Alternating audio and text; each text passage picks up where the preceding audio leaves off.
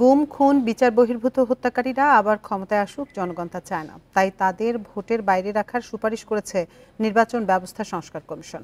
পাশাপাশি বিগত ৩টি সংসদ নির্বাচনে দায়িত্ব পালনে ব্যর্থ ৩টি নির্বাচন কমিশনকে বিচারের আওতায় আনতে তদন্ত কমিশনের গঠনের সুপারিশও করা হয়েছে। নির্বাচন ভবনে আজ একথা জানান সংস্কার কমিশনের প্রধান ডক্টর বদিউল আলম মজুমদার।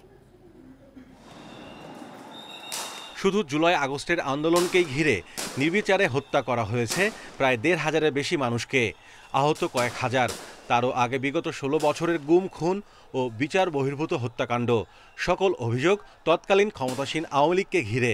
আগামী নির্বাচনে তারা অংশ নিতে পারবে কিনা এই প্রশ্ন এখন সব মহলে। নির্বাচন বিটে কর্মরত সাংবাদিকদের সংগঠন reporters forum for election and democracy আয়োজিত আরএফই টকে সাংবাদিকদের মুখোমুখি হন নির্বাচন ব্যবস্থা সংস্কার কমিশনের প্রধান বদিউল আলম মজুমদার।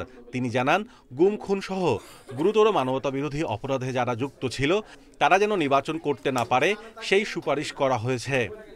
প্রায় ২,০০০ ব্যক্তি খুন হয়েছে এবং যারা গুম হয়েছে, যারা বিভিন্নভাবে গুরুতর মানবাধিকার লঙ্ঘন করেছে, আমরা কি চাই তারা আবার এসে আমাদের রাষ্ট্র পরিচালনা করুক? আমি তো মনে করি অধিকাংশ জনগণে চায় না।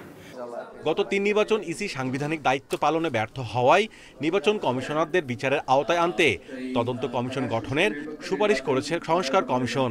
এবং সুষ্ঠু নিরপেক্ষ নির্বাচন এবং গণতন্ত্র এটা আমাদের সংবিধানের মৌলিক কাঠামোর অংশ, বেসিক স্ট্রাকচার যেটাকে বলে। এবং একই সাথে তারা শপথ করেছে এবং শপথ ভঙ্গ করেছে।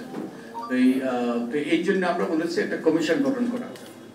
কমিশন গঠন করে কমিশন তারা তদন্ত করে বের করবে, তারা কোনো অপরাধ করে থাকলে তাদেরকে যেন বিচারের আওতায় আনা। প্রার্থীরা তাদের প্রচারে কোনো পোস্টার ব্যবহার করতে পারবেন না। রাষ্ট্রীয় গণমাধ্যমে সব প্রার্থীকে সমান সুযোগ দেয়া হবে, এমন সুপারিশও করেছে সংস্কার কমিশন। পরিচালিত হয় মাহমুদুল হাসান, ইন্ডিপেন্ডেন্ট নিউজ, ঢাকা।